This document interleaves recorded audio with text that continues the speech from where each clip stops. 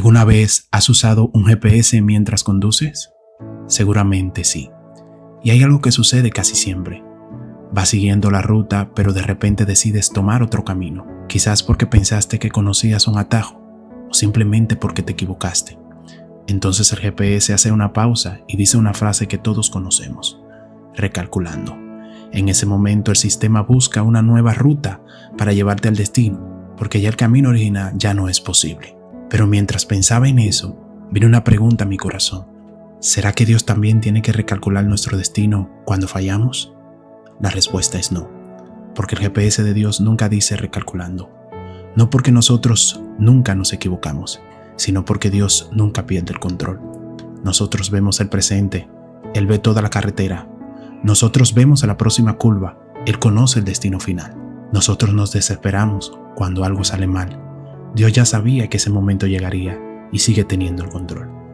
Muchas personas viven creyendo que un error arruinó para siempre el propósito de Dios.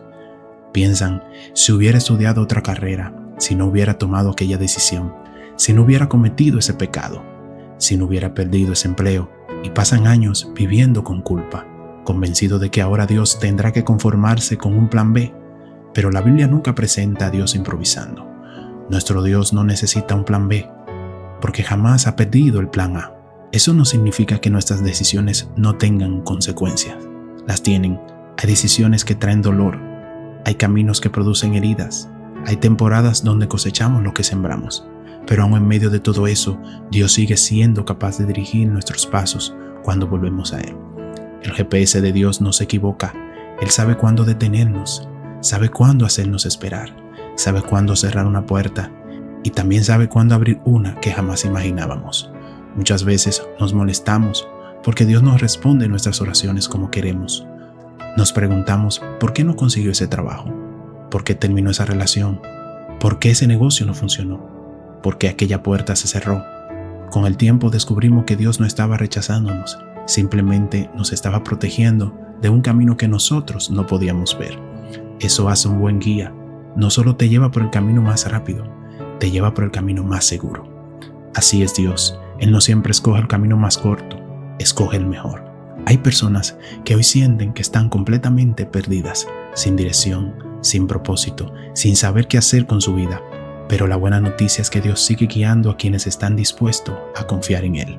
Quizás hoy no entiendes el camino. Quizás la ruta parece más larga de lo que esperabas. Quizás Dios te llevó por lugares donde nunca pensaste estar. Pero recuerda esto, cuando el conductor confía en el GPS, no necesita conocer cada calle, solo necesita seguir la dirección. De la misma manera, nosotros no necesitamos entender todos los planes de Dios para poder caminar con Él. Necesitamos confiar, porque la fe no consiste en conocer todo el mapa, consiste en confiar en aquel que hizo el mapa. Por eso la Biblia dice en Proverbios 3, del 5 al 6, fíate de Jehová de todo tu corazón y no te apoyes en tu propia prudencia. Reconócelo en todos tus caminos y Él enderezará tus veredas. ¡Qué hermosa promesa! Dios no promete una vida sin curvas, no promete un camino sin dificultades, no promete ausencia de problemas. Lo que promete es algo mucho mejor. Él mismo dirigirá nuestros caminos. Así que, si hoy sientes incertidumbres, no te desesperes. Si una puerta se cerró, no pienses que Dios te abandonó. Si los planes cambiaron, recuerda que Dios no ha cambiado. Él sigue sentado en el trono, sigue sosteniendo tu vida, sigue guiando tus pasos y sigue llevando a buen término la obra que comenzó en ti. Porque el GPS de Dios nunca se equivoca. Él nunca pierde la señal, nunca toma el camino incorrecto y nunca dice recalculando.